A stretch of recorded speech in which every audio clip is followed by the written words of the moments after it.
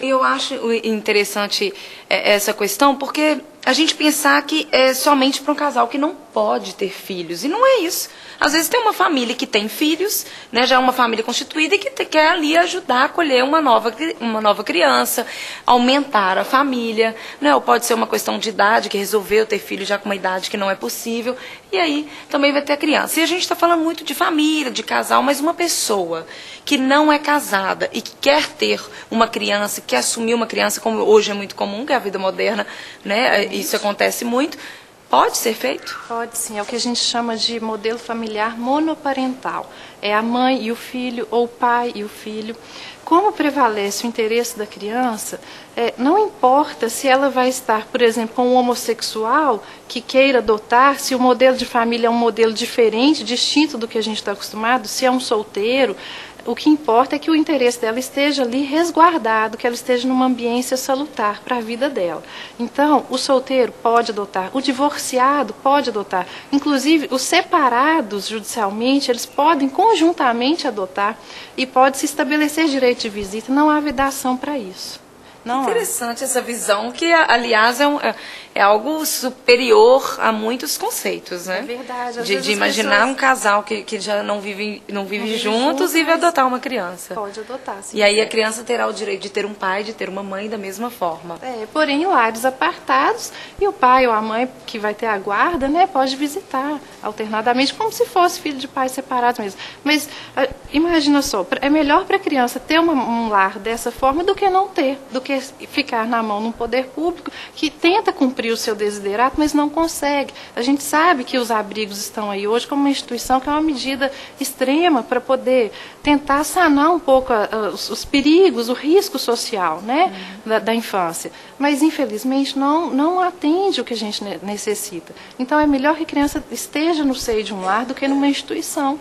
E ainda que esse lar seja um lar diferente, monoparental, por exemplo. Na questão da avaliação na hora de fazer essa adoção, idade, classe social, tudo isso é avaliado? Na realidade, o que conta é que a pessoa tem que ter 16 anos de diferença com o menor. Isso é um requisito do Estatuto da Criança e Adolescente. A classe social não importa, importa se ela vai conseguir sustentar essa criança. Mas existem pessoas que com renda familiar muito baixa, que ganham um salário mínimo, um pouco mais que isso, mas que conseguem prover o sustento e dar afeto, elas conseguem também. Você tem alguma dica para quem, de repente, pensa em adotar uma criança ou para aquela pessoa que ainda nem despertou para esse ato tão bacana da adoção? Tem alguma dica, assim? Não sei se propriamente uma dica, mas uma coisa que eu queria deixar bem claro para as pessoas é que não é uma situação tão difícil quanto se pensa. Muita gente às vezes desanima, fala, justiça é muito difícil, burocrático, há um risco, o filho adotivo pode ser um filho problema, mas essa questão, na realidade, a gente tem visto que isso não prevalece. As pessoas devem, sim, quem tem vontade, procure a comarca, procure o psicossocial do fórum, é muito simples, faça o cadastro, a criança vem, em determinados momentos, até a criança chega sem que a pessoa esteja esperando mesmo, né, sem que seja dentro daquele perfil dela, mas vai se surpreender e vai ver que um lar com criança é um lar preenchido, é um lar que tem luz e alegria. É verdade. Para encerrar, eu gostaria que você citasse assim, algum caso nesse sentido de adoção que já lhe emocionou, assim. O caso mais emocionante, talvez, que eu tenha na minha história, eu tenho casos dentro da minha casa. Para falar a verdade, eu tenho uma irmã adotiva, sendo que eu era, na minha família, uma família repleta de filhos, 4 filhas.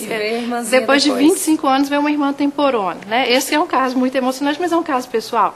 Agora, um caso que eu vejo como exemplo, que eu acho muito interessante contar, é de um casal cuja esposa tinha 27 anos, problema nenhum para ter filho, o marido 35, eles conheceram a criança com 9 anos de idade, eles não precisavam, eles tinham 1 ano de casado, eles não precisavam adotar, mas essa criança precisava de ser adotada.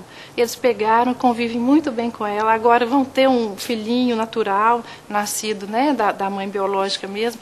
Então, o que a gente vê? É caridade, né? É demonstração de afeto mesmo, de benevolência, e eu acho que as pessoas têm que desenvolver isso. A gente está muito carente, a sociedade precisa disso, porque os marginais que estão hoje na rua são crianças, ninguém é o que é por acaso, não é verdade? Então, essas pessoas precisam de amparo. E o que vai ser do futuro dessas pessoas que estão aí, né, à mercê de tanta coisa que a gente não sabe. Então, na realidade, o estímulo, o que eu queria deixar aqui é uma mensagem de estímulo, não é tão complexo, basta procurar a comarca lá no fórum, setor psicossocial, fazer o cadastro, procurar um advogado, porque todo mundo tem direito a um advogado, ainda que ele não tenha condição de pagar o honorário, o Estado garante pela Defensoria Pública, são vários os meios, e começar o processo de adoção. Bom, esse é um bom tema que eu vou deixar para você no Dia das Mães, a adoção. Pensa sobre isso.